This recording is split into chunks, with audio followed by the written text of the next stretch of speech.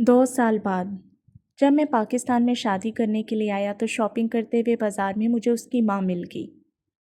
उन्होंने मुझे बताया कि मेरी बेटी तुमसे बहुत प्यार करती थी। मेरे शोहर और बेटों ने उसे बहुत मारा था मगर उसने हार नहीं मानी।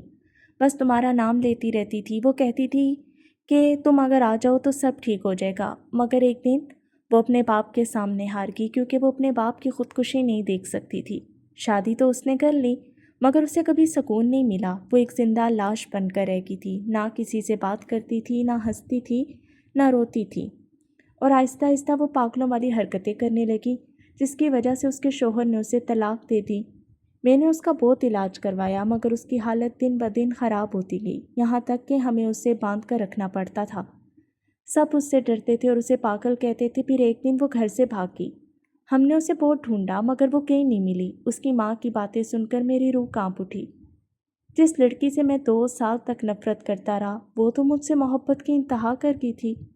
जिसे मैं बेवफा समझता रहा वो तो वफा की सारी हदें पार कर गई थी।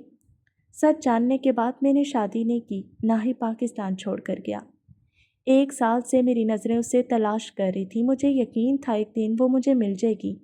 मैं पागलों की तरह उसे ढूंढता रहा, गलियों में, बाज़ारों में और पुराने ठिकानों पर उसका नाम पुकारता रहा, लेकिन वो कहीं नहीं मिली। एक शाम जब सूरज डूब रहा था मुझे शहर के मुज़ाफ़ात में एक पुराना कब्रिस्तान मिला जहाँ एक बूढ़ा शख्स चिराग जला रहा था। मैंने उसे उसकी तस्वीर दिखाई तो उसकी आंखें भर आईं। उसने एक कच्ची कब्र की तरफ इशारा किया जिस पर कोई कुतबा नहीं था, बस एक सूखा हुआ गुलाब पड़ा था। उसने कहा, बेटा, ये वो लड़की है जो महीनों पहले यहाँ आई थी। वो बोलती नहीं थी, बस सारा दिन मिट्टी में उंगलियां मारती रहती थी।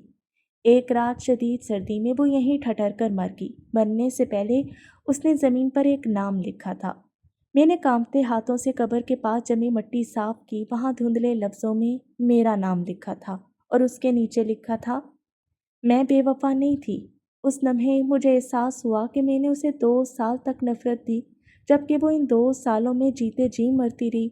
सिर्फ मेरे नाम की लाज रखने के लिए मैं उसकी कब्र पर गिर गया और धाड़े मार मार कर रोने लगा। मैं उसे बताना चाहता था कि मैं उसे माफ़ कर दिया है, लेकिन अब माफ़ी मांगने का वक्त भी मेरे हाथ से निकल चुका था। आज मेरी तलाश तो ख़त्म हो गई मगर मेरी ज़िंदगी का अज़ाब शुरू हो गया। मैं जितना रोता हूँ उतनी ही उसकी वो खामोश आंखें मेरे सामने आ जाती हैं जो मुझसे सिर्फ एक सवाल करती हैं, क्या मेरा कसूर सिर्फ ये था कि मैंने निभाना चाहा था।